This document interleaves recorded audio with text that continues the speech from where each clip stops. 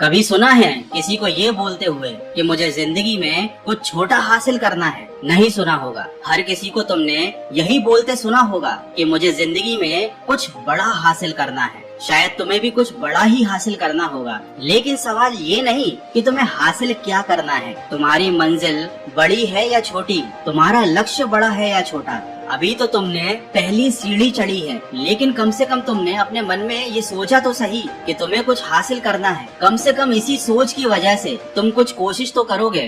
तुमसे ज्यादा गिरे हुए तो वो लोग हैं जिन्होंने आज तक यही नहीं सोचा कि उन्हें कुछ हासिल भी करना है। बड़े और छोटे का सवाल तो अभी शुरू भी नहीं हुआ, लेकिन ये तो केवल पहली सीढ़ी है। सोचने से कहाँ मिलते हैं तमन्नाओं के शहर, ये शायरी आपने जरूर सुनी होगी।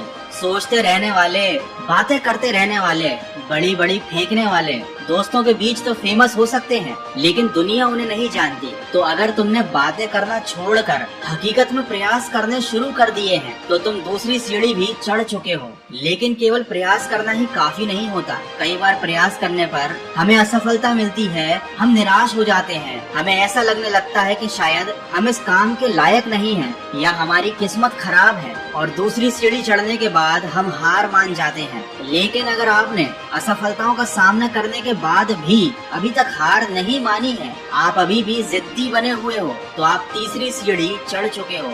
लेकिन क्या आपको मालूम है कि अगली सीढ़ी कौन सी है? अगली सीढ़ी है आत्म साक्षात्कार की, जहाँ पर आपको खुद को जांचना पड़ेगा, देखना पड़ेगा कि आपके अंदर ऐसी कौन सी कमी है जिसकी वजह से आप बाकी लोगों से पीछे हो। उसके बाद आपको अपने उन कमियों के ऊपर काम करना पड़ेगा, खुद को और ज्यादा बेहतर बनाना पड़ेगा। और अगर आप ये काम लगातार करते आ रहे हो, खुद को बेहतर बनाते जा रहे हो, तो आप चौथी सीढ़ी भी चढ़ चुके हो। लेकिन अधिकतर लोग तो चौथी सीढ़ी तक पहुँचने से पहले ही नाकाम हो जाते हैं। लेकिन अब आप अगला कदम बढ़ाने वाले हो पांचवी सीढ़ी की तरफ, जो है प्रेम की सीढ़ी। आपने कई बार कृष्ण भक्तों को ये बोलते हुए सुना होगा कि उन्हें भगवान श्री कृष्ण से प्रेम है, चाहे वह भक्त स्त्री हो या पुरुष। लेकिन ये बात सुनने में थोड़ी अटपटी लगती है, क्योंकि अधिकतर भारतीय लोग इस बात का सार नहीं जानते। पांचवी सीढ़ी मंजिल को पाने की अंतिम सीढ़ी होती है। हो सकता है आप भक्ति ना करते हो, लेकिन फिल्में तो देखते ही होंगे,